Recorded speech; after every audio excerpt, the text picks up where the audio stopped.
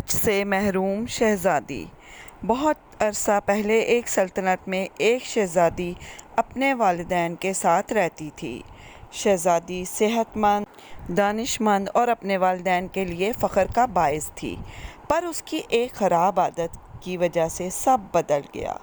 اس کی شروعات ہوئی اس صبح سے جب وہ 8 سال کی تھی تو اس کی ملازمہ کی بچی بہت بیمار تھی، جو کہ شہزادی کے ساتھ تعلیم حاصل کرنے جاتی تھی۔ وہ اس دن اسکول نہ گئی تو شہزادی کا بھی دل پڑھائی کرنے کا نہ تھا۔ اس نے سوچا کہ ایسا کیا کروں کہ میں بھی اسکول نہ جاؤں۔ اس نے پیٹ درد کا بہانہ بنا کر اسکول نہ گئی، بلکہ ملکہ نے حکم دیا کہ اگلے 3 دن تک وہ اسکول نہیں جائے گی۔ اسے اتنی فکر دیکھ کر شرمندگی ہو رہی تھی، وہ پھر بھی چپ تھی۔ اس طرح اس کی عادت بن گئی کہ وہ جھوٹ پہ جھوٹ بولتی رہی۔ انسان ایک جھوٹ جب بولتا ہے تو اسے چھپانے کے لیے اسے کافی جھوٹ بولنے پڑتے ہیں۔ اس کی زندگی بھی اسی طرح جھوٹ بولنے پر منحصر ہو گئی۔ اس عادت سے ملکہ اور بادشاہ فکر مند تھے۔ بادشاہ کو آنے والے دنوں کے لیے زیادہ پریشانی تھی کہ وہ اس سلطنت کو سنبھالنے والی ہے اور اس جھوٹ کی وجہ سے وہ سلطنت نہ چلا سکے گی۔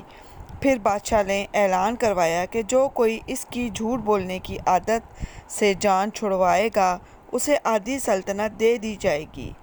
ایک دن نوجوان جنگل سے لکڑیاں کاٹنے گیا۔ وہاں بارش اور گرج کی وجہ سے وہ ایک غار میں چلا گیا۔ وہاں اسے ایک جن ملا۔ وہ بولا کہ تم ایک سچے انسان ہو اور میں چاہتا ہوں کہ یہ پانی کی بوتل لے جاؤ اور اس شہزادی پر اس کے 3 قطرے ڈال دینا۔ اگلے 3 دن تک اگر وہ جھوٹ بولنا بند کر دے تو اس کا علاج ہو سکتا ہے، ورنہ وہ لا علاج ہے۔ وہ شخص بادشاہ کے پاس گیا اور ساری بات سمجھائی۔ پھر اس نے شہزادی سے ملاقات کی۔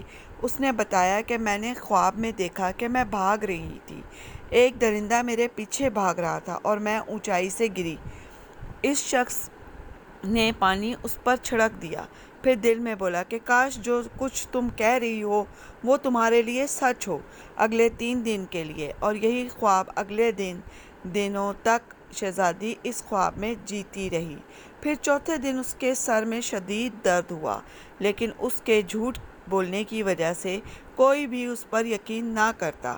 سب یہی سمجھتے کہ وہ درد کا بہانہ کر رہی ہے۔ پیٹر اس سے ملنے آیا۔ شہزادی شرمندہ ہوئی کہ اس نے جھوٹ بولا تھا۔